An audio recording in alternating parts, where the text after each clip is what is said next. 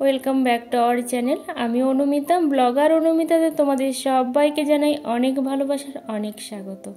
I hope তোমরা খুব ভালো আছো, সুস্থ আছো, আর আমরাও ভালো আছি। আর সকাল সকাল দেখো গরম চায়ের সাথে তোমাদের সবাইকে অনেক অনেক ভালোবাসা জানাই। কাছে দূরে যে যেখান থেকে আমার ভিডিওটা কন্টিনিউ করছো, অসংখ্য অসংখ্য ধন্যবাদ সবাইকে। আর এখনও যারা আমার চ্যানেলের নতুন বন্ধু অথচ চ্যানেলটা সাবস্ক্রাইব করোনি, চ্যানেলটা কিন্তু সাবস্ক্রাইব করে পাশে থেকো। ডাক্তার বলেছিল চশমাটা কন্টিনিউ পরতে, কিন্তু ওই যে পড়াই হয় না। আর তার উপরে এতই গরম যে আমার ওই মাথার ঘামে না চশমাটা একদম ভিজে যায়, যার জন্য আর একেবারেই পড়া হয় না। মাঝে মধ্যে মনে হয় শীতের দেশে চলে যাই, কিন্তু সেটা তো আর সামর্থ্যের মধ্যে নেই। কারণ সামর্থ্যের মধ্যে না থাকলেও আবার কি বলতো, সেখানে গিয়ে থাকারও তো একটা ব্যবস্থা করতে হবে।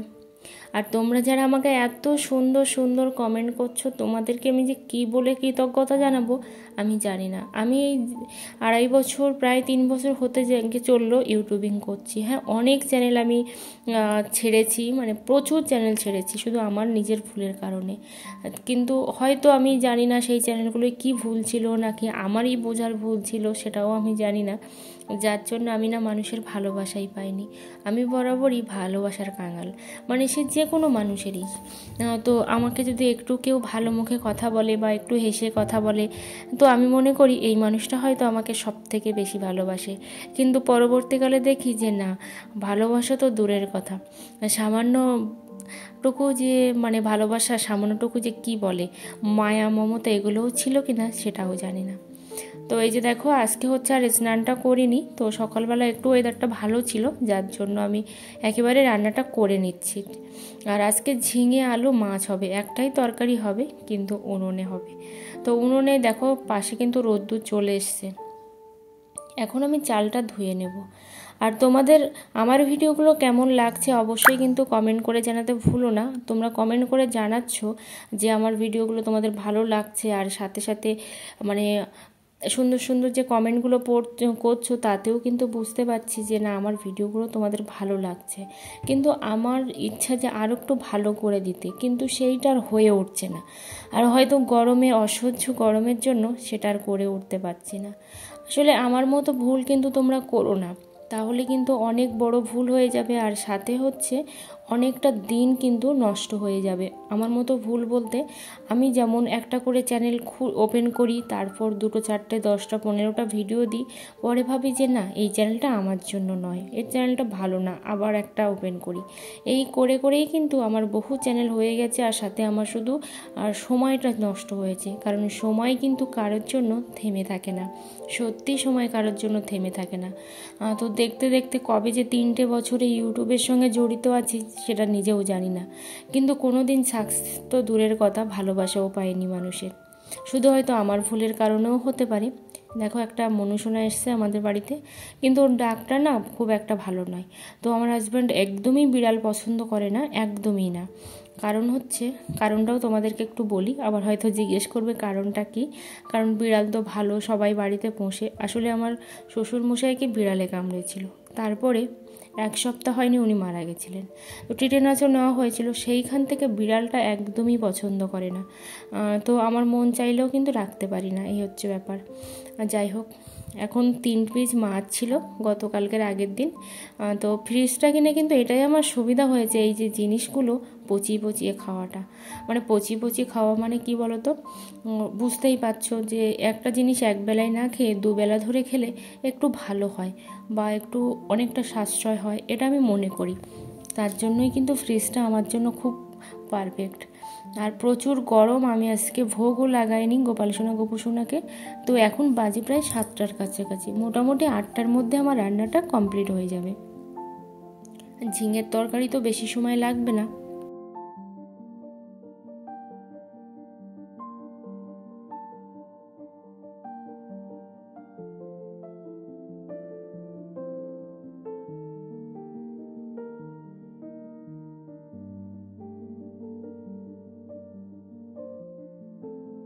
আমার রান্না কমপ্লিট হয়ে গেছে। এখন আমি এই বাসনপত্রগুলো গুছিয়ে নিচ্ছি।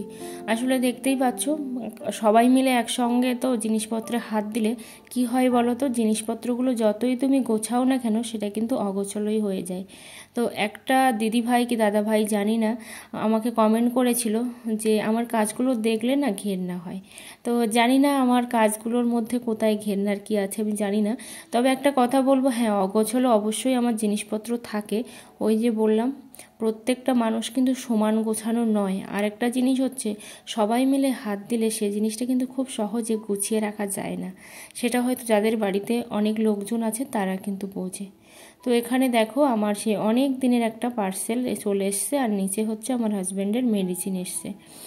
ঠিক আছে, আর ওপরে পার্সেলে কি আছে অবশ্যই দেখাবো। তো রাস্তার ওপরে চলে এসেছি, আর এখানে হচ্ছে খাসি কাটা হচ্ছিল। তো দেখো খাসি কেটে বিক্রি হচ্ছে, মানে দোকান নয়, এমনি রাস্তার উপরে কেটে বিক্রি হচ্ছে। ঠিক আছে, মানে ওই যে কাস্টমার ধরে কতজন হলো সেই হিসাবে একটা মেরে বিক্রি করে। যাই হোক, আমরাও নেব অনেক দিন বাদে। তো অনেক দিন বাদে বলা ভুল, পয়লা বৈশাখে খেয়েছিলাম পরের দিন, কিন্তু তারপরেও হচ্ছে নেব, আজকে নেব। আমি বারবারই বারণ করছিলাম না নিতে, কিন্তু বলছে না, আজকে আমি বলে যখন ফেলেছি নেব তো নেব। সে টাকা কোথায় পেলাম না পেলাম সেটা বড় কথা নয়, কারণ বাকি তো আমি কাউকে রাখবো না, সেটা আজ হোক আর কাল হোক আমি দিয়ে দেবো। তো এই যে দেখো, এখন আমি স্নান করে চলে এসেছি। মাঝে কিন্তু অনেকটা টাইম পেরিয়ে গেছে, আর এই জামা কাপড়গুলো মেলে দিয়ে এখন যাব আমি পূজা দিতে। আর এখন বাজে কটা জানো তো, মাত্র 10টা। তারপরেও দেখো অবস্থাটা এরকম। তো আমি সকালবেলা পূজা দিইনি বলেছি, তো আমি কি বলো তো, আমার হাজব্যান্ড পূজা দিয়েছিল সকালবেলা। তো সেই জন্য আমি হচ্ছে একটু টাইম নিয়ে কাজটা করতে পারলাম, মানে একটু আসতে পারলাম ঠাকুর ঘরে। এখন বাজে দুপুর 2টো, আমাদের খাওয়া দাওয়া হয়ে গেছে। আর হাজব্যান্ডকে প্রচুরবার বলেছি যে পার্সেলটা ওপেন করব, একটু তুমি ফোনটা ধরে দাও, তো দেয়নি।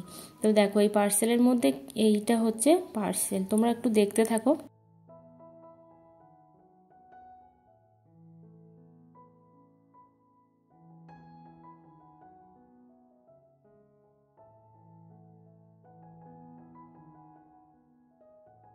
আর এইটা শুধুমাত্র সম্ভব হয়েছে কিন্তু তোমাদের জন্য। হয়তো অনেকে বলবে এর বা কী বা দাম, কত টাকাই বা নিয়েছে, মিনিমাম 800 টাকা নিয়েছে। হ্যাঁ, 850 টাকা দাম নিয়েছে, এটা তোমাদের কাছে কোনো কিছুই না হতে পারে, বা আমিও এরকম 850 টাকা খরচা করতে একটু মানে হই না, সময় লাগে না, কিন্তু তারপরেও আমার নিজের উপার্জনে।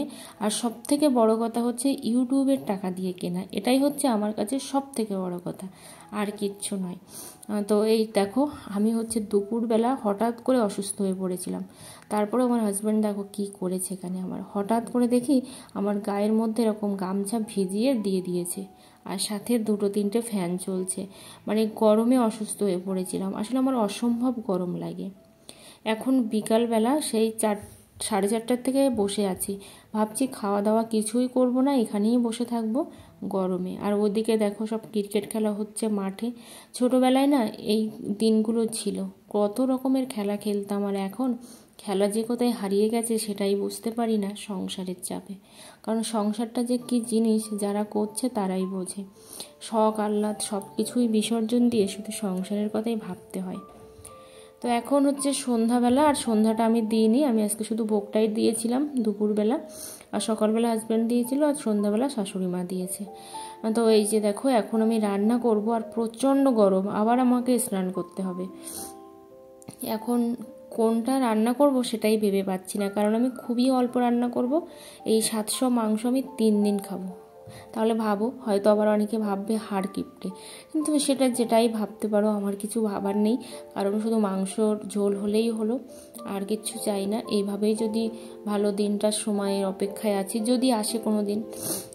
যাই হোক, এখন আমি পেঁয়াজ তারপর আলু এগুলো কেটে নিচ্ছি, আর ওপরে একটা ফ্যান দেওয়া আছে, কিন্তু ফ্যানটা কোনো কাজেই লাগছে না, কারণ এতটাই ওপরে করেছে। আর এদিকে দেখতে পাচ্ছ আম কাটা, প্রচুর আম কেটে রেখেছে শুধু আমের আচার হবে বলে। তো কতবার যে আমের আচার করব সেটাও আমি বুঝতে পারছি না। যাই হোক, আমার ভিডিওগুলো যদি তোমাদের একটুও ভালো লেগে থাকে অবশ্যই একটা লাইক আর কমেন্ট করতে কিন্তু ভুলবে না। আর চ্যানেলে নতুন বন্ধু হয়ে থাকলে অবশ্যই চ্যানেলটা সাবস্ক্রাইব করে পাশে থাকবে। আর হ্যাঁ, যারা অবশ্যই ভিডিও বানাচ্ছ প্লিজ তোমরা প্রত্যেক দিন ভিডিও দাও। আমার মতো ভুল তোমরা করো না। আমি যেটা করেছি 2 মাস 1 মাস ভিডিও দিয়ে তারপর ভিডিওগুলো আবার বাদ দিয়ে আর একটা নতুন চ্যানেল ওপেন করেছি, এই ভুলটা তোমরা করো না। তোমরা রেগুলার ভিডিও দিয়ে যাও, দেখবে ভাইরাল ঠিক একদিন হবেই। সেটা কবে হবে সেটা কপালও একটা প্রচুর পরিমাণে ডিপেন্ড করে, যেটা ভাগ্য বলে, ভাগ্যও কিন্তু ডিপেন্ড করে, সেটা আমি বুঝি।